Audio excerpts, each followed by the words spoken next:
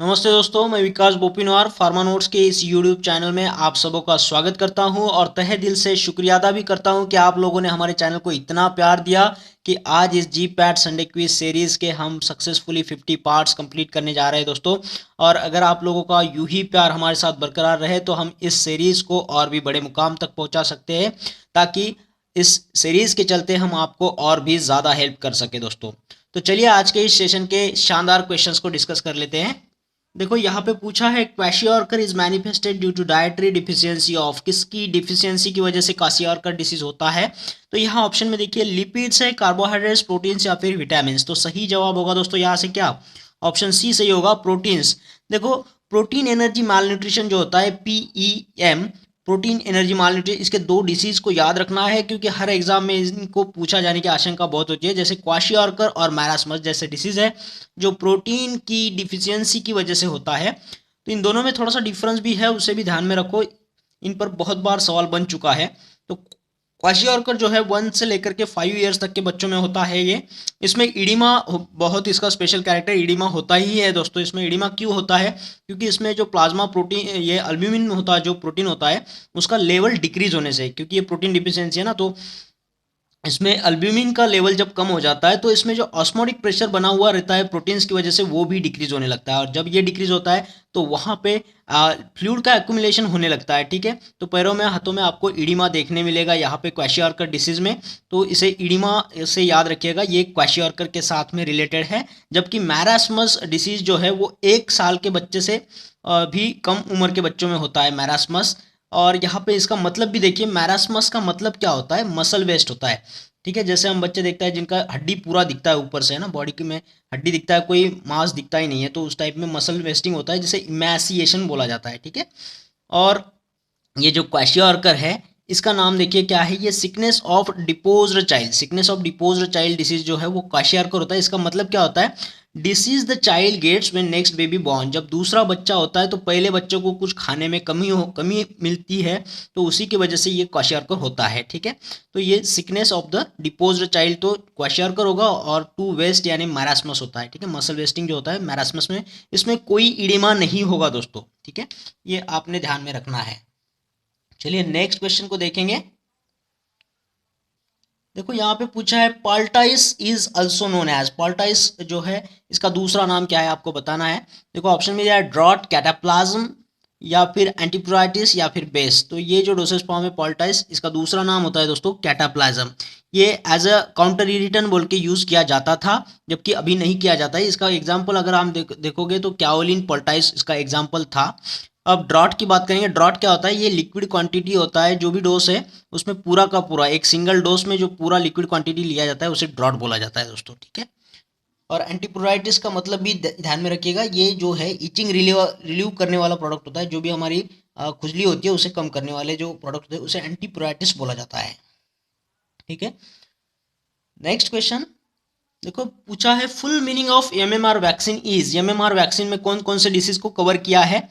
देखो ये पुराने मतलब अभी तक दी जाती थी ये एमएमआर वैक्सीन, लेकिन अभी सिर्फ एमआर दी जाती है।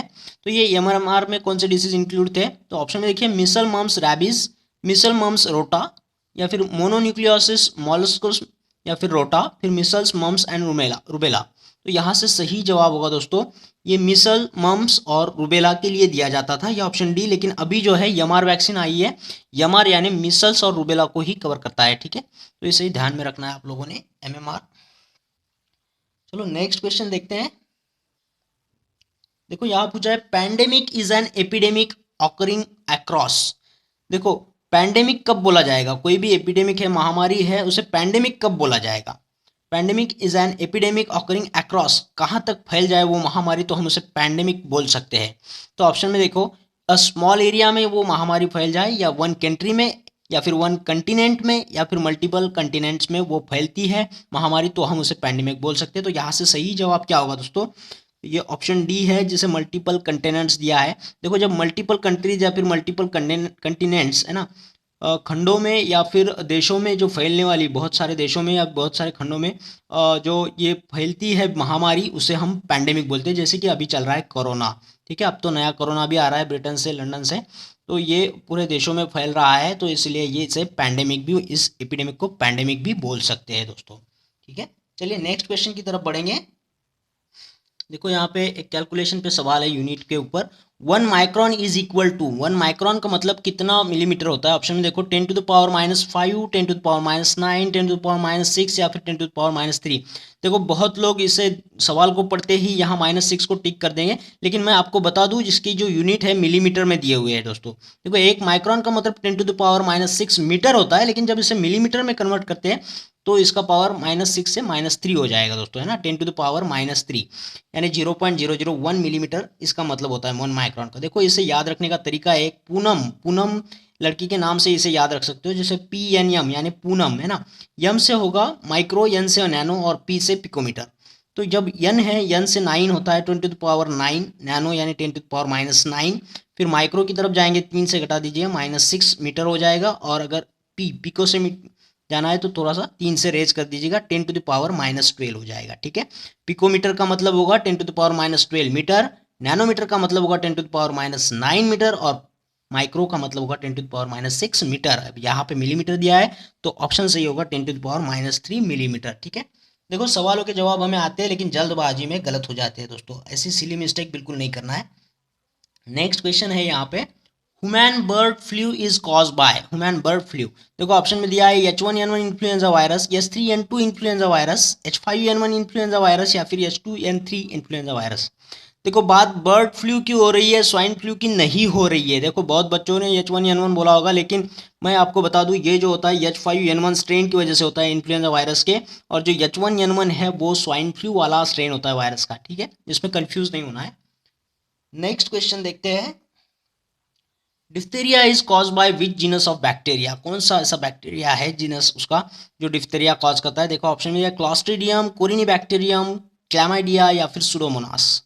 तो यहाँ से सही जवाब होगा दोस्तों कोरिनीबैक्टीरियम। देखो हम पढ़ते तो है लेकिन सही ढंग से नहीं पढ़ते, इसलिए हमें कंफ्यूज होता है ऐसे क्वेश्चंस में। आसान क्वेश्चन बनता है, पढ़ा हुआ भी होता है, लेकिन कंफ्यूजन के चक्कर में रॉन्ग हो जाता है दोस्तों। ठीक है, ऐसी छोटी छोटी चीज़ों को भी ध्यान रखना है। हम उसमें पढ़ते हैं, हमारा टाइम भी देते हैं, लेकिन वो गलती से ऐसे थोड़ा सा कंफ्यूज घुमा के पूछते हैं तो गलत हो जाता है। तो कोरिनीबैक्टीरियम डिप्थेरी है, ये उसका जीनस होता है उस बैक्टीरिया का जो डिप्थेरिया कॉज करता है। और डिप्थेरिया मतलब क्या होता है, इसमें सीवियर इन्फेक्शन होता है थ्रोट और नोज का। ठीक है, तो इसे ध्यान में रखिएगा, कोरिनीबैक्टीरियम डिप्थेरी। और हाँ दोस्तों, हमारी फार्मा नोट्स की PDF लाइफ टाइम मेंबरशिप को आज ही ज्वाइन करना है, क्योंकि इसके जो प्राइजेस है वो आने वाले साल में यानी जनवरी 2021 से इसके रेट आपको बढ़ जाएंगे।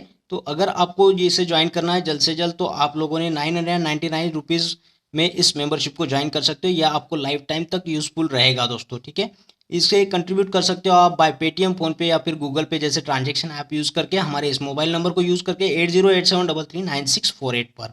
ठीक है, और कोई भी क्वेरी है तो आप हमें व्हाट्सअप भी कर सकते हो दोस्तों। और जैसे आपका कंट्रीब्यूशन हो जाता है, आप लोगों को हमारे प्राइवेट टेलीग्राम चैनल से लिंक किया जाएगा, जहाँ पे आपको ये सारा मटेरियल PDF के फॉर्म में मिलता रहेगा दोस्तों, जो आपके आने वाले हर एक एग्जाम के लिए आपको काम में आएगा, हेल्पफुल रहेगा, रिवीजन लगा सकते हो दोस्तों इसको यूज़ करके। ठीक है, तो जल्द से जल्द कोशिश करिएगा दिसंबर 31 तक आप इसे ज्वाइन करो, ताकि आपको ये अफोर्डेबल प्राइस में मिल जाए। चलिए अगले क्वेश्चन की तरफ बढ़ेंगे। देखो पूछा है, mortality rate is typically expressed in units of deaths पर। तो यहाँ ऑप्शन में देखें 100 individual every year, 200 individual every year, 500 individual every year या फिर 1000 इंडिविजुअल्स एवरी ईयर। तो ये जो डेथ्स कैलकुलेट होता है मॉर्टेलिटी रेट में, तो ये पर क्या कितना होगा, तो ये डेथ्स पर 1000 इंडिविजुअल्स एवरी ईयर होता है दोस्तों। ठीक है, तो इसे याद रखिएगा, इसका फार्मूला भी अगर आपको पता होगा तो आपको उसमें दिख जाएगा, ये 1000 इंडिविजुअल्स के पर कैलकुलेट होता है। ठीक है, उनके अगेंस्ट में कैलकुलेट किया जाता है। नेक्स्ट ऑप्शन, ये क्वेश्चन देखिए, insulin dependent diabetes mellitus IDDM है ना, insulin dependent diabetes mellitus IDDM is cause due to, इसकी वजह क्या है IDDM का। देखो ऑप्शन में दिया है decreased production of insulin, increased production of insulin, decrease production of glucagon या फिर इंक्रीज्ड प्रोडक्शन ऑफ ग्लूकागॉन। तो यहाँ से देखो इंसुलिन डिपेंडेंट डायबिटीज मेलाइटस हो रहा है दोस्तों, यानी इस डायबिटीज में इंसुलिन की मात्रा कम हो जाती है। तो decrease production of insulin, insulin का प्रोडक्शन कम होने की वजह से ये डायबिटीज होता है, जिसका डायबिटीज मेलाइटस है दोस्तों, ये ना कि इंसिपिडस है ना। तो यहाँ पे देखिए इस पे भी गौर करिए, इसमें भी बहुत खास क्वेश्चन बन सकते हैं। जैसे टाइप 1 टाइप 2 डायबिटीज होता है। टाइप 1 जो होता है इंसुलिन डिपेंडेंट डायबिटीज होता है, आईडीडीएम, ठीक है। और टाइप 2 जो है non insulin dependent diabetes mellitus होता है, ठीक है। ये डीडीडीएम है, डायबिटीज मेलाइटस। देखो टाइप 1 डायबिटीज़ जो है इंसुलिन पर डिपेंडेंट है, यानी इसमें क्या होता है, पैनक्रियाज के अंदर जो बीटा सेल होते हैं वो रिस्पॉन्सिबल होते हैं इंसुलिन के सिक्रीशन के लिए। जब बीटा सेल का डिग्रेडेशन हो जाता है किसी वायरस की वजह से या फिर ड्रग्स की वजह से या फिर ऑटो इम्यून डिसीज़ की वजह से, ये बीटा सेल का प्रोडक्शन डिक्रीज हो जाता है, वो डिग्रेड हो जाते हैं, तो इसके लिए इंसुलिन का लेवल भी कम हो जाता है, तो वो ग्लूकोज के बढ़ते लेवल को रिस्पॉन्स नहीं दे पाता है दोस्तों। तो ऐसा जो डिसीज़ होता है वो बच्चों में होता है, ज़्यादातर के 12 से लेकर के 15 साल के बच्चे तक, है ना। तो इसलिए ये बच्चों में होता है, तो इसे जुवेनाइल ऑनसेट डायबिटीज मेलाइटिस भी बोला जाता है।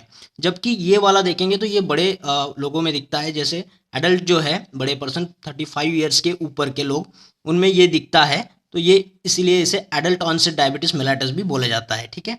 जबकि ये नॉन इंसुलिन डिपेंडेंट है, तो इसमें हमारे सारे हाइपोग्लाइसेमिक ड्रग जो है मेटफॉर्मिन वगैरह, तो इस ग्लिमिपाइड गाइबेंक्विमाइड इसमें दिए जा सकते हैं दोस्तों, ये उनको डायबिटीज़ को ट्रीट करने के लिए काम आएंगे। लेकिन आईडीडीएम में हमको सिर्फ और सिर्फ इंसुलिन देने का ही ऑप्शन बचता है, इसमें हाइपोग्लाइसेमिक ड्रग काम नहीं करते हैं दोस्तों। तो ये सारी छोटी छोटी चीज़ों पर भी इसमें सवाल बन सकता है, तो आप लोगों ने इसे याद रखना है दोस्तों, ठीक है। और यहाँ पे अगर हम देखेंगे तो इसमें इंसुलिन घटता नहीं है दोस्तों, या तो नॉर्मल होता है या तो उसकी लेवल बहुत सारी बढ़ जाती है, और इसमें इंसान थोड़ा मोटा भी होता है, ओबेसिटी भी बढ़ जाती है इसमें, ठीक है। चलिए नेक्स्ट क्वेश्चन देखेंगे।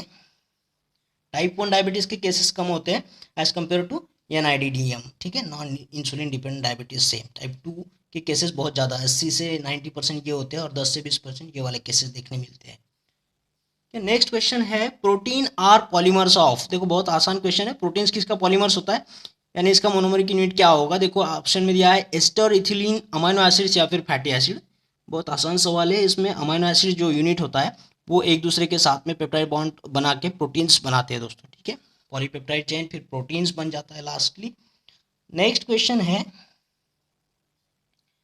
देखो पूछा है लुब्रिकेंट्स कैन। लुब्रिकेंट देखो इसमें कंफ्यूज नहीं होना है, लुब्रिकेंट और ग्लाइडेंट की कंसेप्ट को हम यहाँ पे आपका क्लियर करेंगे। लुब्रिकेंट क्या कर सकते हैं, increase the motility, reduce the interparticulate friction, या फिर इंक्रीज द विस्कोसिटी, या फिर डिक्रीज द फ्लूइडिटी। तो लुब्रिकेंट्स क्या कर सकते हैं दोस्तों, तो ये लुब्रिकेंट्स कर सकते हैं रिड्यूस द इंटरपार्टिकुलेट फ्रिक्शन। अब ये क्या है देखते हैं, यहाँ पे देखो ये टैबलेट है और ये वॉल ऑफ डाई कैविटी है ना। तो ये टैबलेट जो है डाई कैविटी के साथ में इसका फ्रिक्शन जो होता है वो कम कराती है ये लुब्रिकेंट्स, ठीक है। तो ये टैबलेट का जो पार्टिकल है वो अलग चीज़ से बना है, और ये डाई वॉल जो है वो अलग चीज़ से बनी है। तो दो अलग चीज़ों में जो फ्रिक्शन हो रहा है उसको कम करने का काम ये लुब्रिकेंट करता है, ठीक है। दो अलग अलग चीज़ें हैं। तो यहाँ पे देखिए मैं बोल रहा हूँ आपको, लुब्रिकन को हम अफ्रीकन के जैसे प्रोनाउंस कर सकते हैं ना, लुब्रिकन अफ्रीकन। तो अफ्रीकन हमारे लिए क्या हुआ, इंटरनेशनल हो गया। तो इंटरनेशनल मतलब क्या, दो अलग अलग कंट्री। तो यहाँ पे भी दो अलग अलग मटेरियल है, उनमें का जो फ्रिक्शन है तो उसे यहाँ पे रिड्यूस किया जा रहा है ना, reduce the inter particulate friction, ना कि इंट्रा। इंट्रा की बात नहीं हो रही, इंटर है ना, दो अलग अलग पार्टिकल है। ये टैबलेट का मटेरियल अलग है, वॉल का मटेरियल अलग है, ठीक है। तो उनमें जो फ्रिक्शन है उसको कम करने का काम लुब्रिकेंट्स कर रहा है। उसे याद कैसे रखेंगे, लुब्रिकन अफ्रीकन। अफ्रीकन हमारे लिए इंटरनेशनल है, तो इंटर पार्टिकुलेट का जो फ्रिक्शन है उसको यहाँ पे रिड्यूस किया जा रहा है लुब्रिकेंट्स के साथ में। चलिए नेक्स्ट देखते हैं ग्लाइडेंट के साथ में क्या होता है। देखो पूछा है ग्लाइडेंट्स कैन, ग्लाइडेंट्स क्या कर सकते हैं, improve the flow properties of granules, help in mixing, release the obstruction, या फिर improve the order of the substances. तो ग्लाइडेंट्स क्या कर सकते हैं, देखो यहाँ पे ये है हमारे जो भी पाउडर मटेरियल यूज़ होता है टैबलेट बनाने के लिए, या फिर ग्रैन्यूल्स यूज़ होते हैं टैबलेट्स बनाने के लिए, तो इन्हीं ये जो एक ही मटेरियल है उनके बीच में का जो फ्रिक्शन है इसे कम किया जाता है ग्लाइडेंट्स के इस्तेमाल से, ठीक है। अब इसे याद कैसे रखेंगे, देखो ग्लाइडेंट्स है जिसमें गली नाम आ रहा है ना, गली। गली कहाँ होती है, एक ही देश में होती है, एक ही गांव में होती है, तो इंट्रा बोलेंगे हम इसमें, यहाँ की गली है ना, तो इंट्रा। यहाँ पे कोई फॉरेन कंट्री नहीं आ रहा, तो इंट्रा यानी गली कहाँ होती है, हमारे यहाँ ही होती है। तो इंट्रा से याद रखिएगा, इंट्रा मॉलिक्यूलर फ्रिक्शन यहाँ पे कम हो रहा है। इंट्रा मॉलिक्यूलर यानी सेम सब्सटेंस जो है उसी के बीचों बीच में जो फ्रिक्शन है उसे कम किया जा रहा है। यहाँ पे अलग अलग मटेरियल नहीं है, एक ही मटेरियल है जिसके बीचों में जो फ्रिक्शन है उसे कम किया जा रहा है ग्लाइडेंट को इस्तेमाल करके, जिसकी वजह से इसका फ्लो प्रॉपर्टी जो है वो बढ़ा सकते हैं। जैसे ग्रैन्यूल का फ्लो पाउडर है, पाउडर का फ्लो प्रॉपर्टी है, उसको यहाँ पे बढ़ा दिया जाता है दोस्तों। तो यहाँ पे ऑप्शन ए देखिए, improve the flow properties of the granule. Yes, intramolecular friction जो है ग्रैन्यूल्स के बीच में का, उसे कम किया जाता है ताकि उसका फ्लो जो है वो बढ़ा सके। तो glidants can improve the flow properties of granules या फिर पाउडर्स। ठीक है, तो इसे याद रखिएगा, ग्लाइडेंट्स को गली से याद रखना है और लुब्रिकेंट्स को अफ्रीकन से याद रखना है दोस्तों। नेक्स्ट क्वेश्चन है यहाँ पे एंटेरिक कोटेड टैबलेट्स के ऊपर। एंटेरिक टैबलेट कोटेड टैबलेट्स जो है वो क्या करते हैं, देखो, do not dissolve in intestine, rapidly get absorb, break down in stomach या फिर डिसइंटीग्रेट इन इंटेस्टाइन। बहुत आसान सवाल है ये। एंटेरिक कोटेड टैबलेट जो होते हैं वो इंटेस्टाइन में जाकर के डिसइंटीग्रेट होते हैं दोस्तों, ना कि स्टमक में। स्टमक में उसका ब्रेकडाउन नहीं होता है, वो इंटेस्टाइन में ही डिसइंटीग्रेट होते हैं, क्योंकि उसको एंटेरिक कोट दिया गया है। एंटेरिक कोट यानी एंटर टू इंटेस्टाइन। ठीक है, ऐसे ही करके याद रखिए। एंटेरिक कोट क्यों दिया है, ताकि वो एंटर हो सके इंटेस्टाइन में। तो ये स्टमक में बहुत सारा एसिड होता है, तो यहाँ जनरली टैबलेट आता है तो वो ब्रेकडाउन हो जाता है एसिड एनवायरमेंट में, लेकिन यहाँ एंटेरिक कोट होने की वजह से वो एसिडिक एनवायरमेंट में ब्रेक नहीं होता पाता है, डिसइंटीग्रेट नहीं हो पाता है, वो आगे जाकर के इंटेस्टाइन के पार्ट में डिसइंटीग्रेट होना स्टार्ट कर देता है दोस्तों, एंटेरिक कोटेड। और इस एंटेरिक कोटेड टैबलेट्स का दूसरा नाम भी याद रखिएगा, डिलेड एक्शन टैबलेट्स बोलते हैं इसको, क्योंकि ये स्टमक में तो डिसइंटीग्रेट नहीं हो रहा है, तो यहाँ से चल के यहाँ तक आने में जो भी टाइम लग रहा है, तो इसके लिए इसे डिलेड एक्शन टैबलेट्स भी बोला जाता है। ठीक है, नेक्स्ट क्वेश्चन की तरफ बढ़ते हैं। देखो यहाँ पूछा है, a substance that can kill bacteria is called. Bacteria को किल करने वाले की टर्मिनोलॉजीज क्या होगी, देखो ऑप्शन में देखो, बैक्टीरियोस्टैटिक, बैक्टीरियोफेज, बैक्टीरियोसिडल या फिर एंटीसेप्टिक। बहुत आसान सवाल है दोस्तों। किल, किल का मतलब क्या होता है, साइड। जहाँ पे भी ये साइडल वर्ड आए ना, वो उसका मतलब होता है किल। तो यहाँ से ऑप्शन सही होगा, बैक्टीरिया को किल करने वाला बैक्टीरियसिडल है ना। वायरस को किल करेगा तो वायरिसिडल बोलेंगे। ठीक है, तो साइड आएगा तो उसको किल, किल बोलते हैं उसको। साइड का मतलब किल होता है। यहाँ पे स्टैटिक दिया है, स्टैटिक मतलब स्टॉप कर देना। यहाँ पे बैक्टीरिया की ग्रोथ जो है उसको स्टॉप किया जा रहा है, बैक्टीरियोस्टैटिक, उनकी स्टॉप किया जा रहा है उसकी ग्रोथ को। फिर बात करेंगे एंटीसेप्टिक की, तो सेप्सिस यानी क्या, वो बैक्टीरिया की ग्रोथ की वजह से होता है। तो एंटीसेप्टिक में भी क्या होता है, उसकी ग्रोथ को स्टॉप किया जाता है, स्लो डाउन किया जाता है, तो इसे एंटीसेप्टिक बोलेंगे। ये माइक्रो ऑर्गेनिज्म से रिलेटेड टर्म है। और बात करेंगे बैक्टीरियोफेज की दोस्तों, ये बहुत ही यहाँ पे आपने गौर करने की बात है। बैक्टीरियोफेज क्या होते हैं, एक्चुअली ये बैक्टीरिया होते हैं, फंगस होते हैं, वायरस होते हैं, क्या होते हैं बैक्टीरियोफेज। तो देखो ये बैक्टीरियोफेज के नाम में तो बैक्टीरिया दिख रहा है, लेकिन ये एक असल में वायरस होता है दोस्तों। ये वायरस होता है जो इन्फेक्ट करता है बैक्टीरिया को और उसे डिस्ट्रॉय कर देता है। यहाँ पे इस फिगर में देखिए, ये बैक्टीरिया है, इसके भीतर जो वायरस दिख रहा है आपको, इसे हम बैक्टीरियोफेज बोल सकते हैं।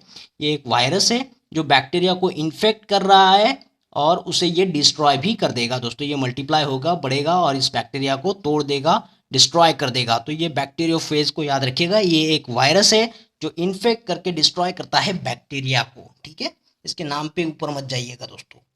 चलिए अगले क्वेश्चन की तरफ बढ़ेंगे। देखो यहाँ पूछा है, when a drug is extracted by heating at a particular pressure the process is called as. देखो ड्रग को एक्सट्रैक्ट किया जा रहा है हीटिंग से, लेकिन यहाँ पे एक कंडीशन दी है, एट अ पर्टिकुलर प्रेशर। और जब eight a particular pressure terminology use होता है तो उसका जवाब क्या होगा दोस्तों। देखो ऑप्शन में दिया है एक्सट्रैक्शन के ऑप्शन, डिकॉक्शन, परकोलेशन, डाइजेशन या फिर इन्फ्यूजन। तो यहाँ से सही जवाब होगा दोस्तों, एट अ पर्टिकुलर प्रेशर। जब किसी ड्रग का एक्सट्रैक्शन होता है हीटिंग से तो उसे डाइजेशन बोला जाता है। जेंटल हीट किया जाता है और एट अ पर्टिकुलर प्रेशर। ठीक है, बात करेंगे डिकॉक्शन की, तो इसे 15 मिनट तक बॉईल किया जाता है ड्रग को, तो इसे डिकॉक्शन बोला जाता है दोस्तों। तो ये बाकी एक्सट्रैक्टेड प्रोसेस के बारे में भी थोड़ा सा जानकारी रखिएगा। तो इस वीडियो में इतना ही दोस्तों। आशा करता हूँ आपको सारे क्वेश्चंस अच्छे लगे होंगे, पसंद आए होंगे। और अगर ऐसा हुआ है तो इस वीडियो को लाइक करना है, शेयर जरूर करना है। और उन लोगों से मेरी रिक्वेस्ट है जिन लोगों ने चैनल को अभी तक सब्सक्राइब नहीं किया है, चैनल को सब्सक्राइब कर दीजिएगा। उसके बाद आने वाले बेल आइकन को क्लिक करके ऑल बटन को जरूर दबाइएगा दोस्तों। इससे क्या होता है कि आने वाले हर एक वीडियो का नोटिफिकेशन आपको मिलता रहेगा और आपको यूं ही लाभ होता रहेगा दोस्तों। तो मिलते हैं एक और बेहतरीन वीडियो के साथ में, तब तक के लिए थैंक यू।